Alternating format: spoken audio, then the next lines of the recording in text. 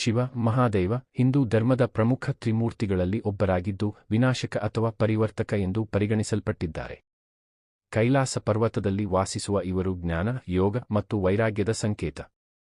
ಕುತ್ತಿಗೆಯಲ್ಲಿ ಹಾವು, ಕೈಯಲ್ಲಿ ತ್ರಿಶೂಲ, ಡಮರು ಮತ್ತು ಹಣೆಯ ಮೇಲೆ ಮೂರನೇ ಕಣ್ಣು ಹೊಂದಿರುವ ಶಿವನು ಭಕ್ತರ ಪಾಲಿಗೆ ಕರುಣಾಮಯಿ ಮತ್ತು ಸರಳನಾಗಿದ್ದಾನೆ. ಶಿವನ ಬಗ್ಗೆ ಮುಖ್ಯ ಮಾಹಿತಿ. ತ್ರಿಮೂರ್ತಿಗಳಲ್ಲಿ ಸ್ಥಾನ: ಬ್ರಹ್ಮ ಸೃಷ್ಟಿಕರ್ತ ಮತ್ತು ವಿಷ್ಣು ಪಾಲಕ, ಜೊತೆಗೆ ಶಿವ ವಿನಾಶಕ ಅಥವಾ ಪರಿವರ್ತಕ ಪ್ರಮುಖ ಪಾತ್ರ ವಹಿಸುತ್ತಾರೆ. ರೂಪ ಮತ್ತು ಸಂಕೇತಗಳು.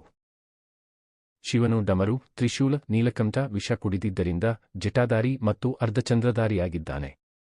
ಕೈಲಾಸವಾಸಿ, ಹಿಮಾಲಯದ ಕೈಲಾಸದಲ್ಲಿ ಯೋಗಿ ಅಥವಾ ತಪಸ್ವಿಯಾಗಿ ವಾಸಿಸುತ್ತಾನೆ. ಪರಿವಾರ: ಶಿವನ ಪತ್ನಿ ಪಾರ್ವತಿ, ಉಮಾಸತಿ, ಪುತ್ರರು ಗಣೇಶ ಮತ್ತು ಕಾರ್ತಿಕೇಯ. ಮುಖ್ಯಾಂಶಗಳು.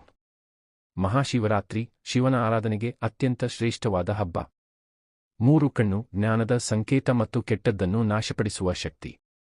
ನಟರಾಜ ನೃತ್ಯದ ದೇವರು. ಪಶುಪತಿ ಜೀವಿಗಳ ಒಡೆಯ.